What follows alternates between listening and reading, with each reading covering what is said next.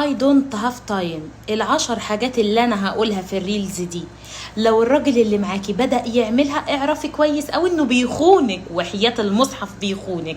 تعالي معايا في الريلز ده واسمعي ايمان الاباجوري هتقولك ايه. انا افشاهم لك، انا جايبالك من الاخر. تعالي معايا. بسم الله الرحمن الرحيم.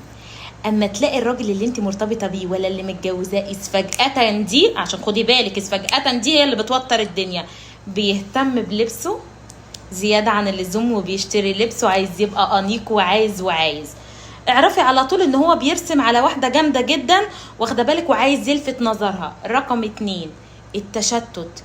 اني 24 ساعة لو هو جوزك يعني هتلاقيه ماسك الموبايل سرحان، بتكلميه مش معاكي. التشتت خدي بالك. طب لو مش جوزي يا امان مرتبطة بيه ولا بتاع، هتلاقي الاهمال بتاعه بدأ والاهتمام ده انعدم. يعني الاهمال بقي واضح، ما بقاش زي الاول يشوفك رايحه.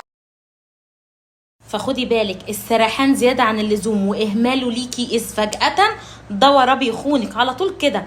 حاجه ثالثه هتلاقيه بيغير مواعيده. يعني المفروض انا جوزي بيخلص الساعه 7 بيكون في البيت، تلاقيه جاي 9 10 12. سفريه عمل فجأة.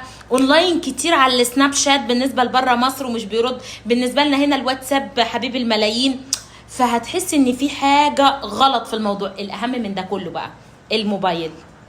هتبص تلاقيه يا بيغير باسورد الموبايل كتير، يا خاف الموبايل من قدامك، يا عامل الموبايل طول الوقت اول ما يخش البيت وضع طيران او اوفلاين او قفله، او مثلا الموبايل على وشه سايلنت. المهم ان هو بيستبعد وجود الموبايل قدام عينك. ده لو انت مراته. اما بالنسبه لو مرتبطه بيه طول الخروجه في جيبه، اعرفي على طول ان في حاجه غلط. الموبايل لو في الجيب اعرفي ان في حوار.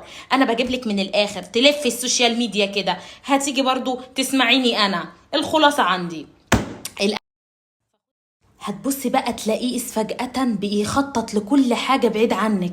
يجي يفاجئك في البيت. انا مسافر مع صحابي. لو انت مرتبطة بيه اقفلي انا طالع السخنة يومين. هتحسي ان هو بيهمشك من حياته، ما بقاش حابب وجودك، ما بقاش معتمد وجودك. ناخد بالنا من الحاجات دي قوي. ال10 حاجات دي بتاعت ايمان الاباجوري، بلان ايمان الاباجوري. تعرفي على طول ان في واحده دخلت سحبته وانت مش دريانه، بس انا ما سبكيش على موتي كده ان انا اسيبك. الاهم من ده كله برضه هتبصي تلاقي ان في حاجه غلط، ان هو بيحاول بشتى الطرق انه يعمل معاكي مشكله. لو انتم مرتبطين او مخطوبين عايز باي شكل يتخانق معاكي، مش طايقك، بيتلكك لك. اما لو متجوزك هتلاقيه بيعمل اي حوار عشان يسيب البيت، يقولك طب والله ما انا قاعد لك فيها. اعرفي على طول ان وراه حوار. اوعي تنامي. انا عامله لك المحتوى ده عشان ما تناميش.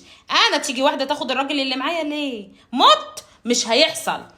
انا عايزاكي صقر تتابعي الفيديو ده وتشيريه بالاجبار والاكراه.